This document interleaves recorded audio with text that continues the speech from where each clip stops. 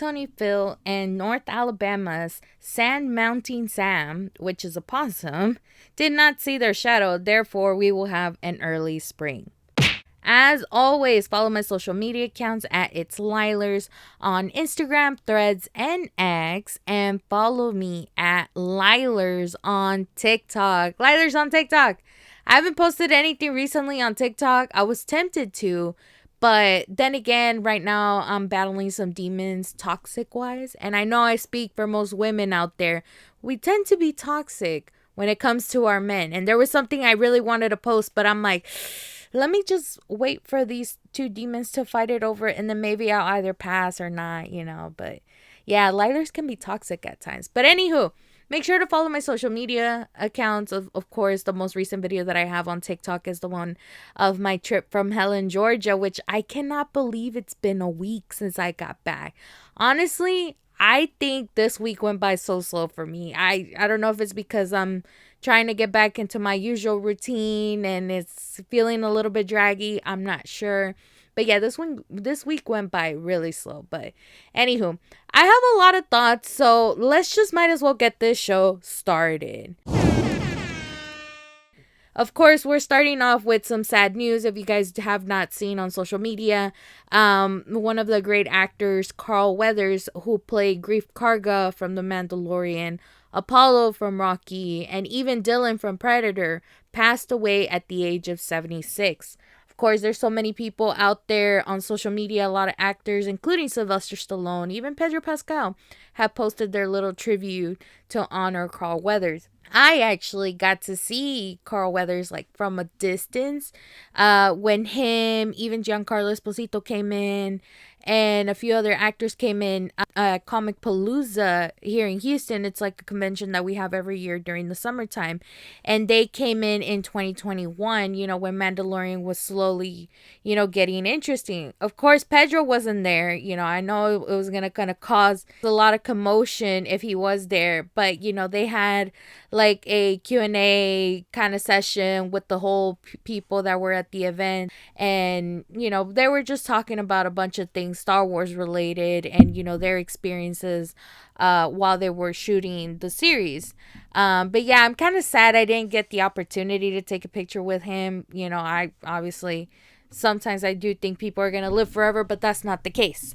But rest in peace, Carl Weathers. We're not sure exactly what he passed away from, but I know for sure if they do release the autopsy and the details, I'm probably not going to be talking about it because, it's better to just, let them rest and, not uncover some of those gory details.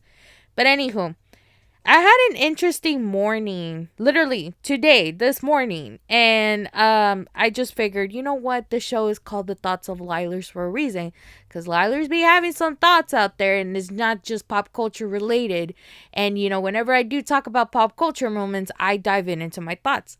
Now, this is something interesting that came up in my TikTok feed, and I'm like, the things that I see. But it was primarily of this video that was from the account Shimmer Wally, asking people at a convention what they think is the worst video game ever. And to my surprise, a lot of people said there was this game for the console Atari, and it was the E.T. extraterrestrial video game that was like right after the movie got released. I guess they released this video game to continue the momentum of the movie. I'm not sure. It was released like a long time ago. This was like before I was born. So I don't even know the whole history of it. But I could not help but to notice, like people saying that answer a lot. And my brain was like, okay, why was it the worst game? I mean, I heard Atari right then and there, and I'm just like, maybe bad graphics? I don't know.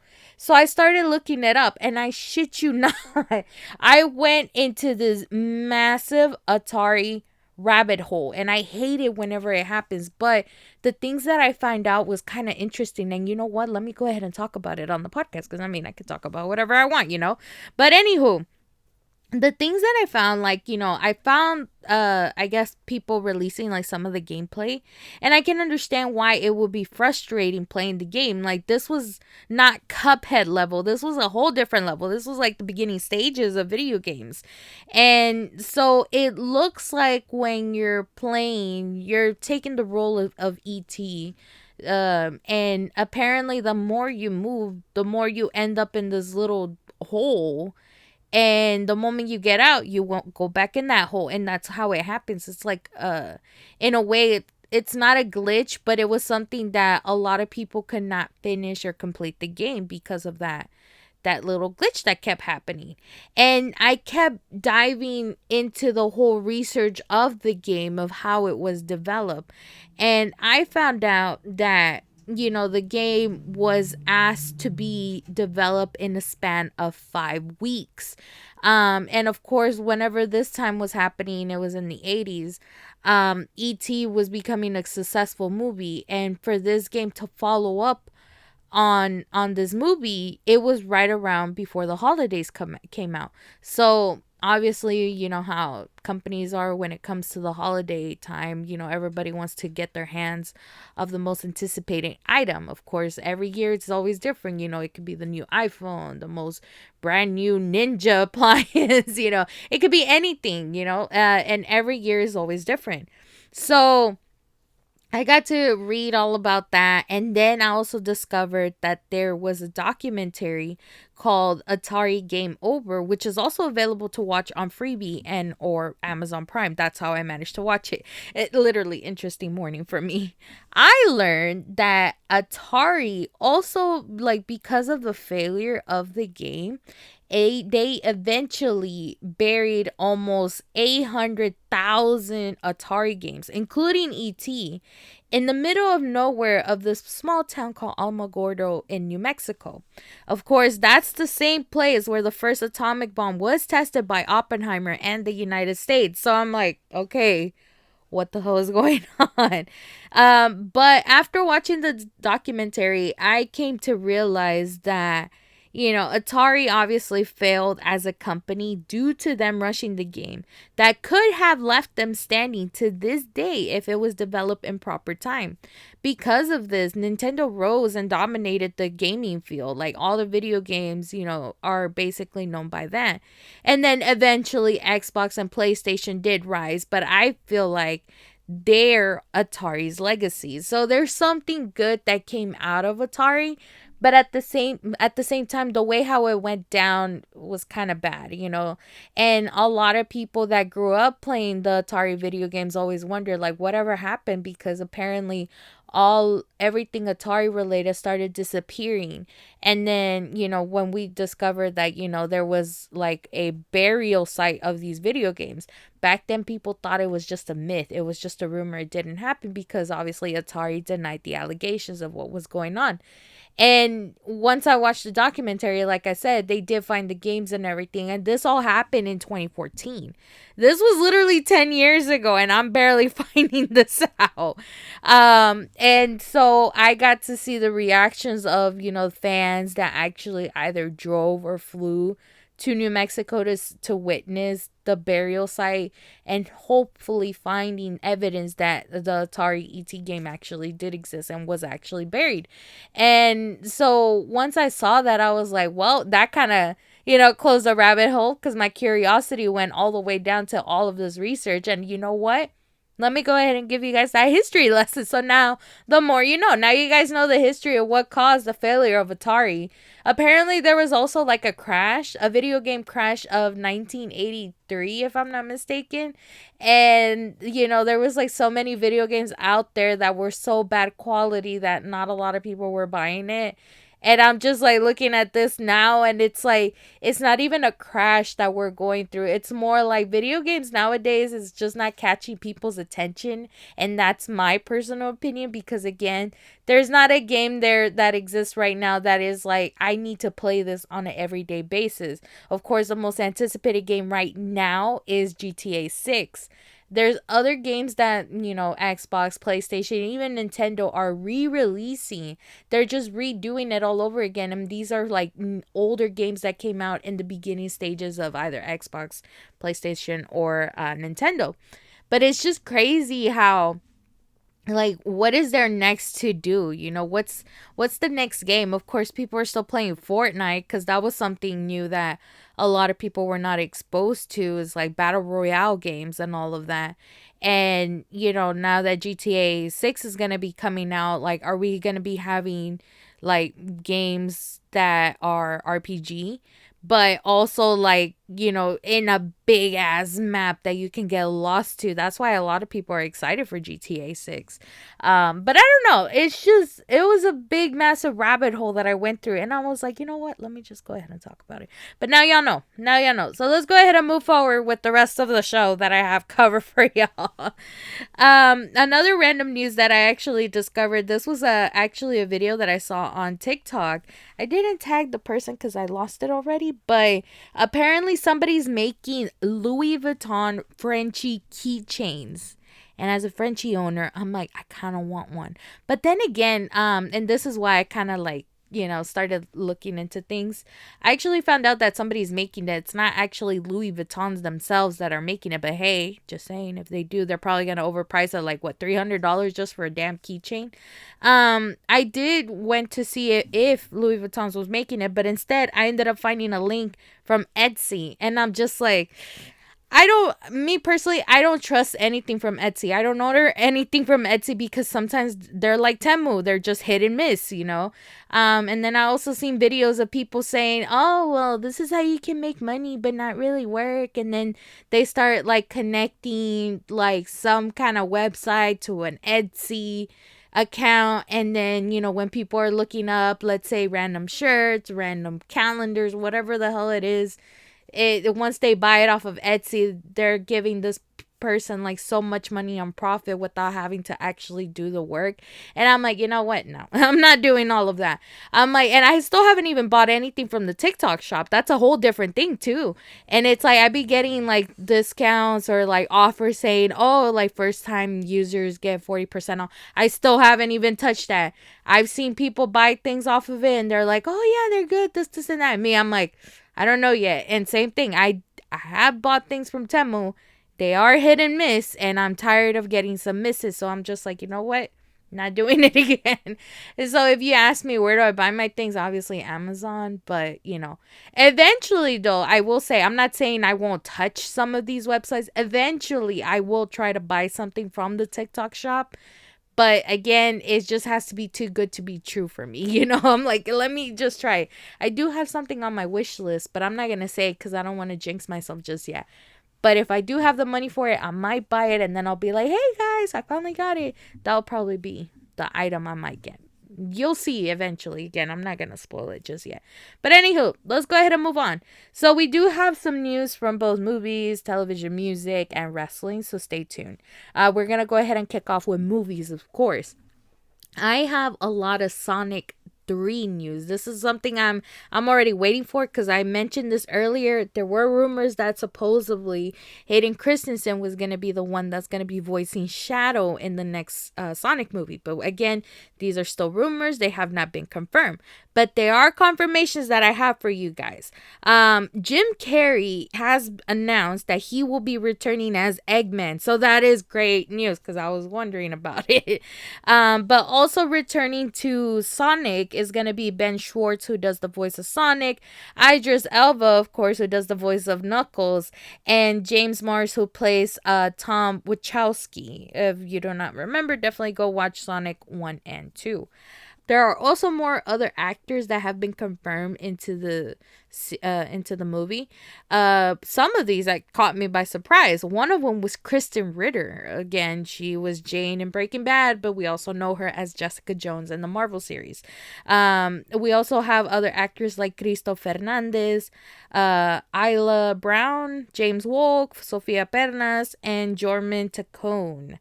So I cannot wait to see when this movie is going to be coming out. I'm obviously going to watch it just for the sake of it. I remember when I watched the first Sonic movie that they released out of this franchise.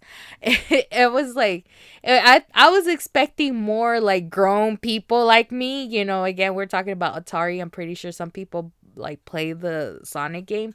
But when I went to the movie theater, it was just a bunch of kids, and I was like, wait a second, this is the wrong demographic, you know?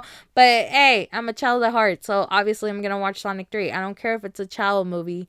Again, have I grown with Sonic in the past? Yes, I have. I played the video games back then. Nintendo 64 was something that I played it with, so yeah. So, anywho, let's go ahead and move on. Another thing I also found out was that the DCU, also known as the DC universe, finds their Supergirl, and they actually casted Millie Alcock, who is from House of the Dragon, over there on Max, who she played Rhaenyra Targaryen. So, but this was, the younger version. I think she was 18 years old at that time. But yeah, she's gonna be as Supergirl, and I don't know how I feel about it. But at the same time, I'm like, I don't have low hopes because, again, James Gunn already took over the DCU. So I'm like, hopefully it does come out good. So I cannot wait to see the first trailer already with her as Supergirl. Another announcement is that they finally released the official date of Beetlejuice, and it is set to release on September 6th of this year. And I cannot be more excited. Definitely go check out the original movie. Michael Keaton and Winona Ryder are confirmed to come back into the series along with Jenna Ortega. She's going to be the new one in this movie series. So we'll go ahead. I'm like, I cannot wait to see what's going to happen. I don't know if this is a reboot or if this is like the following events of the first Beetlejuice. So stay tuned, definitely. Moving along with television news, the anticipated series Squid Game Season 2 is currently being filmed, and Netflix decided to share some of the images of the set. It is said that the series is planned to be released later this year, but it looks like I'm going to be renewing my Netflix account sooner than I expected because, again, we talked on the previous episode that Raw and Netflix are going through this deal. I'm pretty sure they still are, even though they're going through those allegations, WWE. But I'm like, it was planned that I was going to renew my subscription in 2025, but it looks like it's going to be before then. Squid Game Season 2 is very anticipated, of course, since Season 1 ended with a cliffhanger. I'm over here like, what's next? But at the same time, I kind of don't have high hopes, only because I feel like, again, this series is probably getting a little bit rushed. But then again, it's been, 4 years? Because the first Squid Game came out into, 2020, 2021? I just remember it was during the pandemic. So I'm over here like, damn, it's been so long, but it feels so rushed. I don't even know. I cannot wait to see it. Obviously, I think they released, like, the little trailer of the show. It's obviously gonna lead off to the events of what happened in the first season. I'm just hoping that when they do release it, they're not gonna do like a schedule thing. And I know Netflix doesn't do it, but at the same time, I'm like, oh my god, finally something to watch on Netflix. But yeah, the moment it does get released, I'm definitely gonna do a review on it. If you guys have not done so, I actually did a review of Squid Game Season 1, so definitely go check it out. Anywho, let's go ahead and move it along. I have a lot, and I mean a lot, of music news. And this one actually collaborates with TikTok in a way. If you guys do not know, Universal Music Group, it removed all of its music from TikTok. A lot of videos that have already been posting were affected, including mine.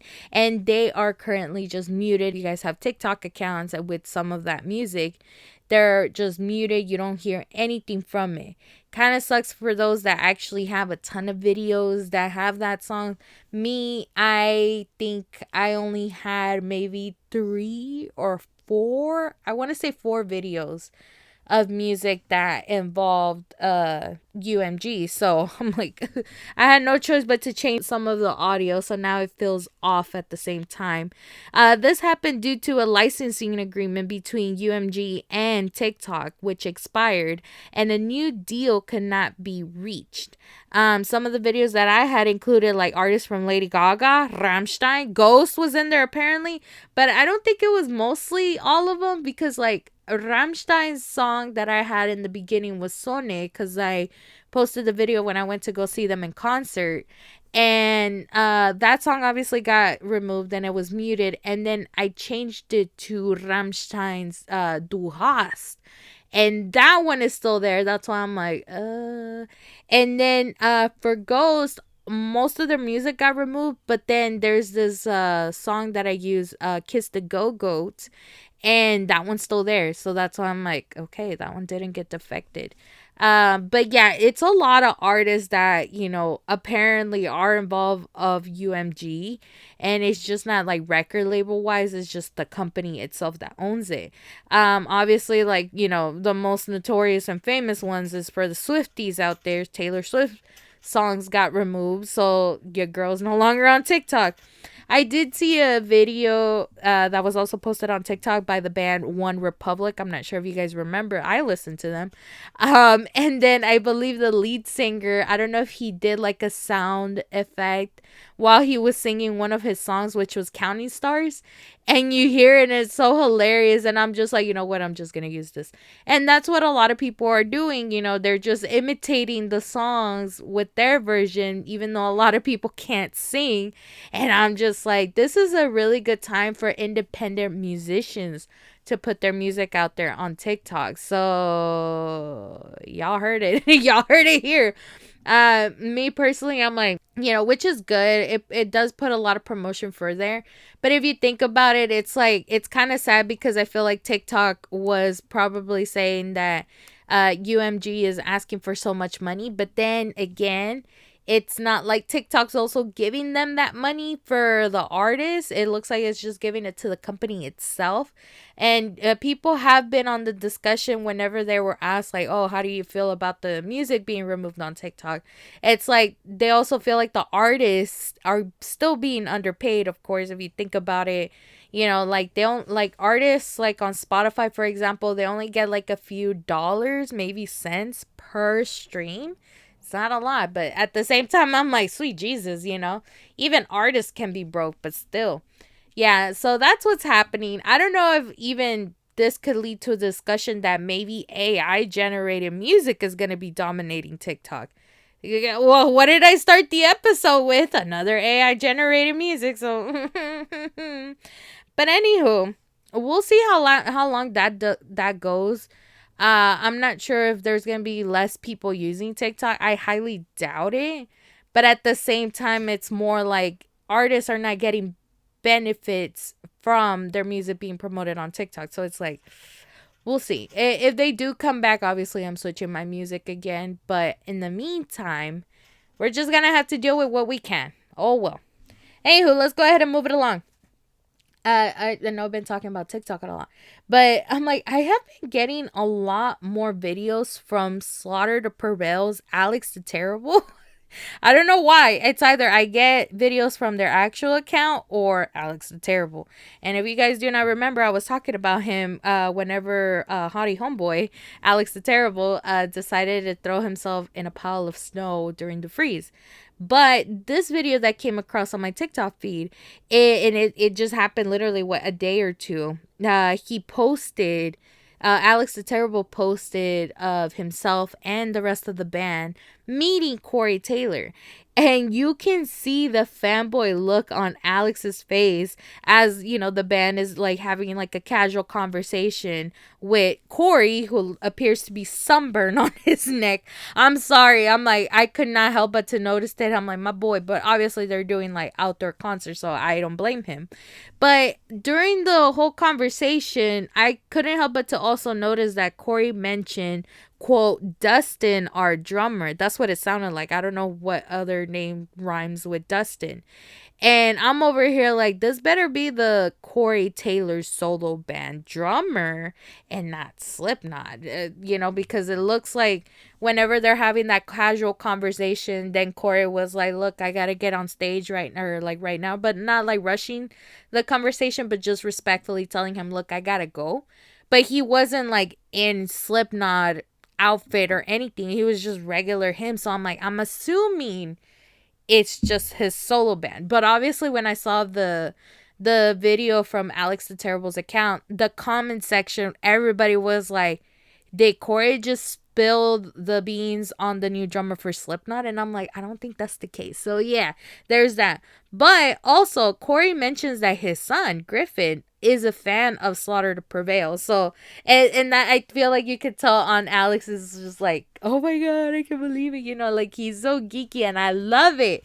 And along with the captions of the video, Alex the Terrible did say, quote, the moment will stay in my memory for a long time. I wish Corey Taylor nothing but happiness in his life and success in his music career. I like his strong personality and music. His vocals inspire many men, including me. What an honor to meet this man in real life. Thank you. And I'm over here like, Alex, you're living my dreams. Because I would love to meet Corey Taylor in person. Just saying. Have I met him in person? No, I haven't. I only saw him from a distance when I got to see Slipknot live, but that's about it. Whenever like Corey came to the House of Blues, I kind of wanted to see him, but at the same time, I was like, and I think it was on a weekday too. It was on a work day, so I couldn't. But I'm like, that could have been perfect because they also had the VIP tickets where you can actually meet the band members, including him. Oh, that would have been nice. But oh well, I mean, things happen, and that's one of the things. I whether I was gonna call in from work or show up to the concert, whichever one. I don't know. We'll see. But anywho, but yeah, I feel like I'm gonna start, following Alex the Terrible and Slaughter to Prevail on TikTok because I keep seeing a bunch of videos, and then I also got to hear Alex's vocals like on live performance, and I'm like, damn, my boy, he screams really good, But yeah, definitely go check it out if you guys have TikTok. Definitely go check out their TikTok accounts. Speaking of TikTok, I also came across with Bring Me the Horizons account, and they posted their lead singer, Oliver Skies, wearing the famous Japanese maid outfit. I was laughing and dying whenever I saw it, but I feel like this was encouraged because on the captions, it looks like they want fans to vote for Bring Me the Horizon at the British Music Awards. And if they do win, I'm pretty sure Oliver is going to be wearing that outfit again. It's so hilarious when you see these like strong men, very masculine and everything, and then next thing you know, they're wearing this kind of outfit. It's so hilarious. Definitely go check it out if you guys again have a TikTok account. There's some ongoing beef, and I'm only talking about this because this is happening in Houston too. There's some ongoing rap beef between Megan Thee Stallion and Nicki Minaj. It is getting out of hand to the point that Nicki Minaj fans are threatening to vandalize Megan's deceased mother's graves here in Houston.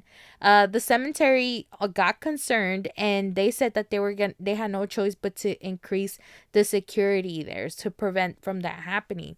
I have not listened to neither Megan or Nikki's like song to see what the beef is all about, but I'm like, sweet Jesus, I did not know it gets intense like that. I'm over here like, Miley, is she gonna interfere? If you guys do not know that reference, that's how you know how old I am.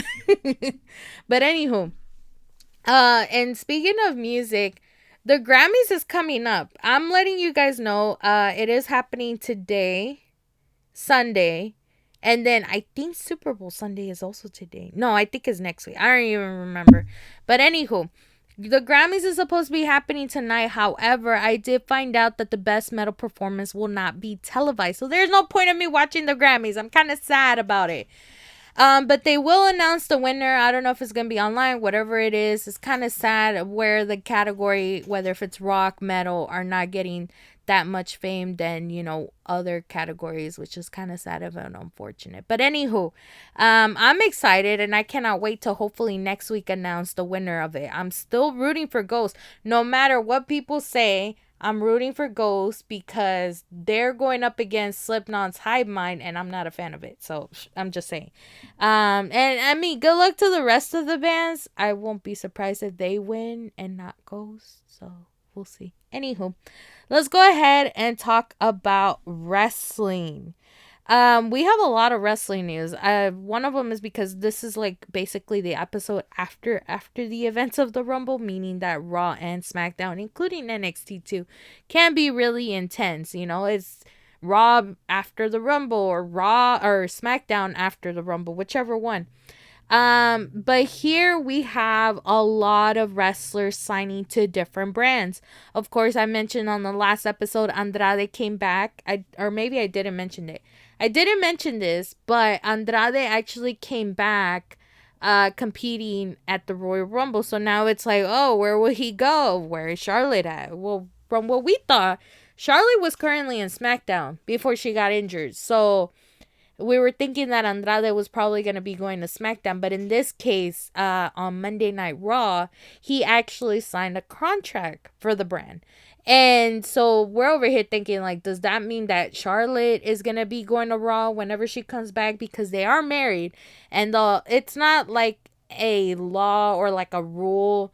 It's like an untold rule by WWE that if wrestlers are married, they get to be in the same brands. So Andrade and Charlotte are married. So does that mean that Charlotte's gonna go on Raw? But I mean, at the same time, I'm like, about damn time, because I've been seeing Charlotte on SmackDown and it's kind of getting boring and bland. So yeah, I guess let's go ahead and move her to Raw. Might as well. We also have Naomi, which, I mean, I'm to no surprise, she signed a contract to SmackDown because, of course, her husband, Jimmy Uso, is there. But it didn't get that much of a hype. I mean, we saw her back. She didn't get that much dialogue, unfortunately.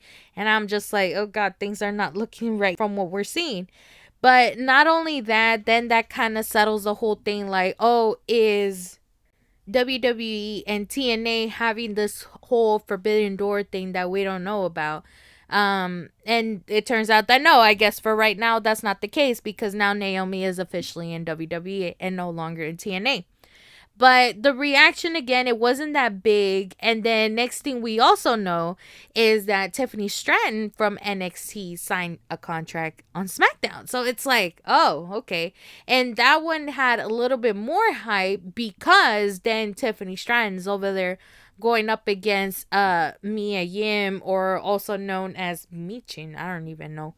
Even Tiffany was like, Mia. And I was like, oh my gosh, she said the unforbidden name. But anywho, with that being said, it was more like, okay. And then after that, we didn't get to see Naomi compete or anything. So I'm like, are we starting to look a little bit more downfall? So you think? We'll see. But anywho, we did also got to see Jade Cargill show up, made her appearance on SmackDown, and it looks like she's having more of a discussion of where she wants to be, whether if it's SmackDown or Raw. Adam Pearce also made his appearance on SmackDown, making sure that, he doesn't get his hands or he gets potential wrestlers taken away from him. But then again, that same thing happened on Raw whenever he's over there signing Andrade, and then Nick Aldis happens to appear, and it's like, wait a second, you ain't even talk to me in SmackDown, kind of like that thing. That's what's going on between the GMs. They're going at it for a bit. Besides Jade Cargill, we also have Braun Breaker making his little negotiations between Raw and SmackDown. So my personal opinion is that he's probably just going to be wrapping up his final NXT match at Vengeance, and then after that he's going to be moving to a potential brand. Me personally, I feel like he's probably going to end up going to SmackDown. I think, even though there's not a lot of commotion going on, a lot of good commotion happening on Raw. But I don't know. We'll see. I wouldn't be surprised if Braun Breaker ends up in SmackDown. But anywho, I got some rocking news. Dwayne Johnson has officially owned the rights of the name The Rock. Why did it take so long? I have no idea. It's been so long that we've been calling him The Rock. I'm surprised nobody even trademarked it. But hey, he decided to do it now. And it's a perfect timing because he's going through so much, not only at WWE, but he's also now co-owner of United Football League. And so also known as UFL. And it's just a professional American football minor league, and is scheduled to play on March 2024. So who knows what that's going to be like. But anywho, so for The Rock to actually get his name officially trademarked is probably one of the things that he's proud of getting. He actually posted on social media and said with the quote, "Cheers to this unprecedented and historic deal, granted full 10 ownership of the Rock trademark. The Rock is a wild SOB and at times a complete lunatic who's given me everything, including the greatest gift of all. Becoming The Rock allowed me to be myself. Authentic, real, grateful, and crazy. To fully own it all is truly unprecedented and historic, and it means everything to me and my family. All the blood, sweat, and earned respect. Somewhere, my dad, the original Rock, Rocky Solomon Johnson, is smiling down. Cheers to everyone out there for the support and love over the years. Crazy to say, but we're just getting started. And I'm over here like, yeah, you're getting started, and a lot of people are not liking it. We'll get to that in a bit. But anywho, let's go ahead and move it forward. Now, we also found out that CM Punk actually ended up being injured after the Royal Rumble, and we might not see him compete at WrestleMania 40 at all. And with that being said, we kind of need to talk about Drew McIntyre. Drew McIntyre was probably the cause of that injury, and I'm over here thinking he's a menace. He is after it, and I don't know if he's doing it intentionally or unintentionally. I don't even know. And the reason why I say this is because I found out not too long ago that Big E, obviously, if you guys do not remember, he was in the New Day. He is officially gone from wrestling. Like, he is not gonna wrestle anymore because of that injury that he got. I forgot that Drew McIntyre was the one that caused the injury. He ended Big E's career, and I'm over here like, so I'm over here like, is he actually trying to end CM Punk's career over here? But I mean, at the same time, I'm like, CM Punk is already at that age. He's not at that level, if you ask me. He's already old. He can't compete like he was when he was in his 30s, you know, or even in his 20s. Like, it's different when it comes to age. I know people would say, you still got it, this, and that. But in cases like this, obviously competing with so many men at the Rumble, look how he ended up getting out of. And these were like young men, you know. Drew McIntyre's still one of them, I guess. But this whole deal is going to be for him. It is also said, this is something that I read by at WrestleTales, who posted on X, that maybe the reason why CM Punk didn't win and actually let Cody win was basically fulfilling Dusty's request to watch out for his kid. So it makes sense, but I feel like that injury also had the biggest impact for him, which is kind of sad and unfortunate. But just the fact that he's missing WrestleMania is like, we might not see him then. But anywho, speaking of the Rumble, we also got to find out who Bayley decided to choose as her opponent in WrestleMania. And I was not surprised again because I already predicted this in the last episode. She decided to pick Io Sky. Why? Oh my God. It was the same thing. She actually said that apparently Io, Asuka, and even Kairi Sane will be talking shit about her, like about Bayley behind her back in Japanese. And then all of a sudden, Bayley started talking in Japanese, and she's like, yeah, I know what that means. But it was funny because of the reaction that people gave. It's like, oh my God, she knows Japanese and this, and that. Well, duh. Who's her bestie? Her bestie competed in Japan. No, I'm kidding. But still, it's all part of the storyline. And I feel like a lot of people are happy that Bayley's going babyface in a way. But also the fact that we kind of had a sad title reign from Io. It wasn't getting defended. We weren't seeing much of her character. She was basically getting shadowed by Bayley. And I'm just like, I think Io deserved a proper title run. Just saying. But I kind of expect Bayley winning that championship anyways at Mania, which, again, good for her, you know. When was there a time where Bayley won a championship at Mania? Good for her. But anywho, I need to talk about Cody Rhodes. And this one's getting very intense because a lot of people are throwing their frustrations, not only at social media, but just anywhere that's related to WWE, including The Rock, too.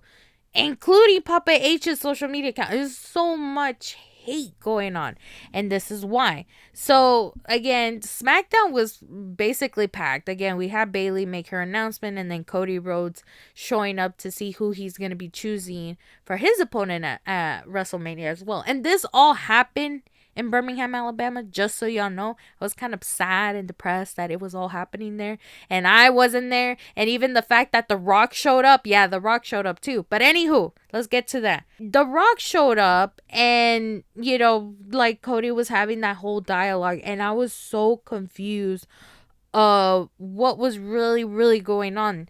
Because Cody said, look, I would choose you, Roman, but it was more like I have somebody else in mind that would love to wrestle you at Mania. And next thing we know, The Rock shows up. And after that, Cody basically won the Rumble only for him to give away his opportunity to The Rock. That's what everybody's understanding.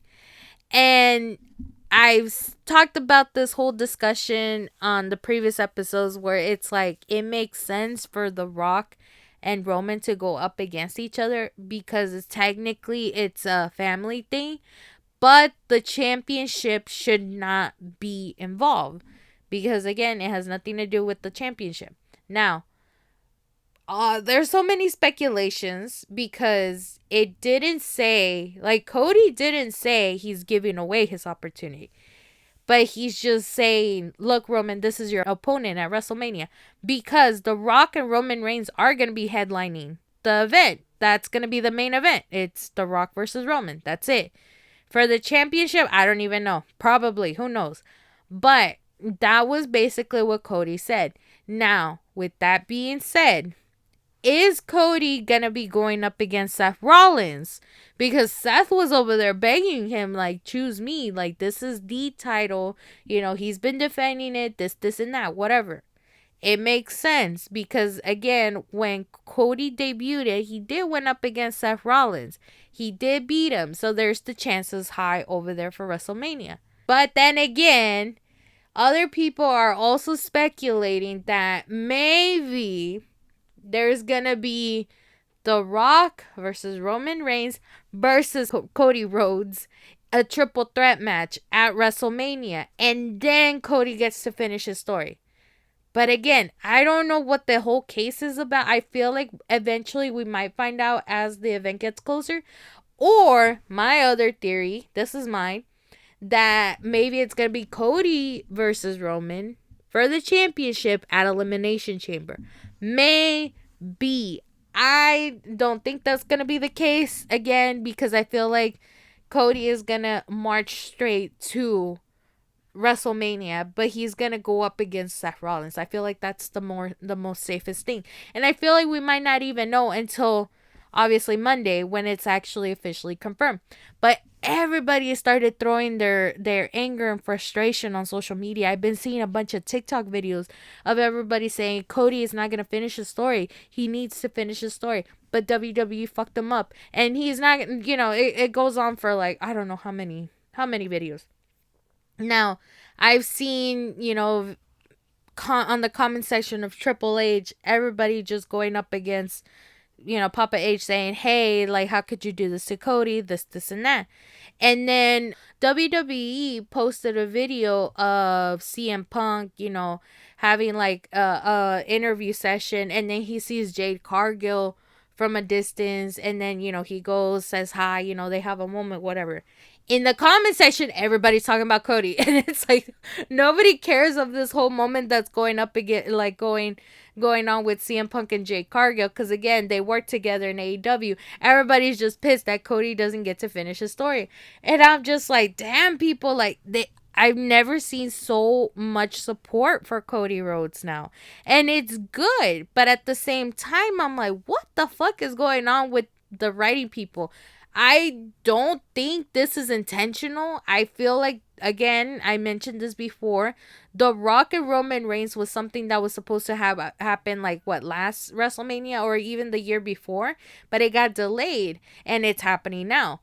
The whole thing with Cody finishing his story, I feel like it makes more sense with him going up against Seth Rollins because there was no such thing as a WWE Undisputed Universal Championship. There was not. It makes perfect sense for him to go for a WWE world heavyweight champion. And apparently it's the same champion, just different design. And that's something that Cody's dad, Dusty Rhodes, won in the previous years. It makes more sense, you know? So that's my 2 cents on it. So take it or leave it. But anywho, let's go ahead and move it forward. This is totally like off, WWE. This is more like AEW news, and it was because again this popped up in my TikTok feed. This account on TikTok by Lil David 6583 posted on TikTok where he was at an AEW show and he happened to spot Gypsy Rose and her husband on at ringside. And some of y'all are like, who the fuck is Gypsy Rose? If y'all don't know who Gypsy Rose, definitely go look her up. I actually went through a rabbit hole with her too. This was when she was still, at the time she was incarcerated, and for what she did and all of that. And then me finding out that eventually she was going to get released. And I found out she got released from prison. She's living a free life, back to a normal life as it should be. But there is a lot of split discussions between her, whether, she intended to kill her mom, or, she manipulated her then boyfriend to kill her mom, whatever it was, or in reality, she just didn't know a way out. So many split discussions on it, but again, I'm not going to talk about it because this is not a crime podcast. There's so many crime podcasts out there that talks about Gypsy Rose, so definitely go check it out if you guys want to do so. But when I found out that Gypsy Rose husband is a wrestling fan, I'm like, oh yeah, Gypsy's gonna be a wrestling fan, and I'm all for it. But she's also a Taylor Swift fan, so I don't know how that's gonna go.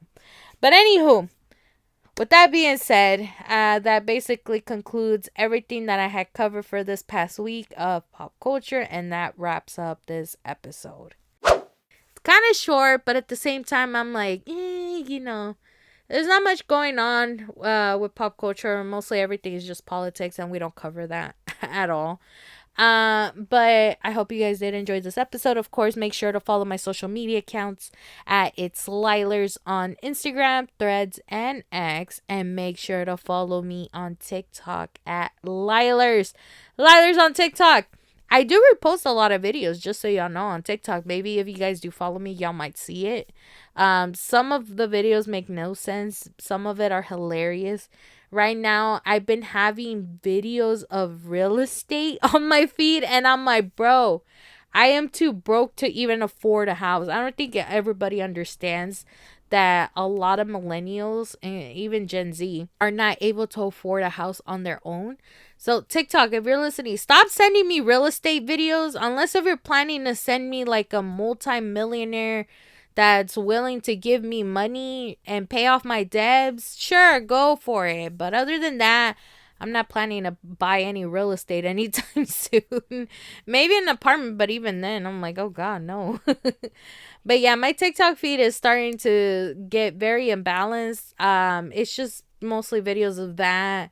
And then, of course, I've been getting a bunch of Slaughter to Prevail stuff. And of course, I still keep getting recaps of the song BAN that I talked about in my last episode from Bad Omens and Poppy. I keep getting a bunch of videos of the fans attending the concerts, and I'm like, okay, I already saw it, I already know how it goes. Good song. But anywho, yeah, make sure to follow my social media accounts. You just don't know what I'm going to be posting.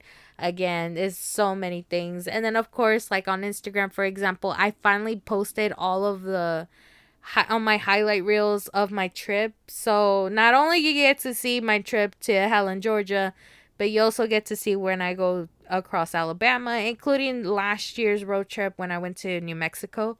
That's also in there. So definitely go check it out if you guys have an Instagram account. But yeah, I hope you guys did enjoy this episode. Of course, it was so much fun recording it. And I will always come back to you guys next week to see what else is happening with pop culture. So I hope you guys enjoy, and I'll talk to you guys on the next one.